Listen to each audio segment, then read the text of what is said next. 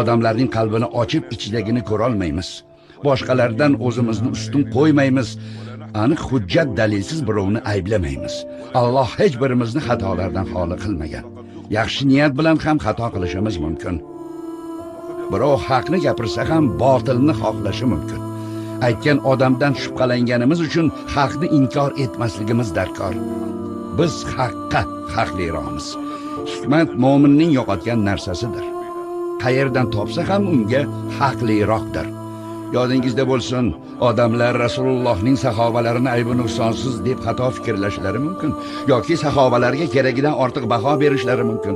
Holbuki taqvo darajasi har xil.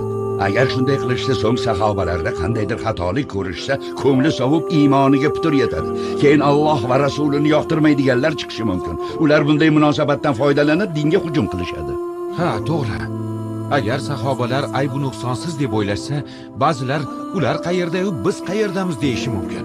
Biz ulardek xato qilmay yashay olmaymiz deyishadi. Keyin bu narsa ixtiloflarga bahona bo'ladi. Lekin odamlar to'g'ri fikrlashsa, sahobalar ham oddiy xatokor odam ekanini eslashsa, Alloh xato-yu gunohlarni kechirishidan umidvor bo'lishadi.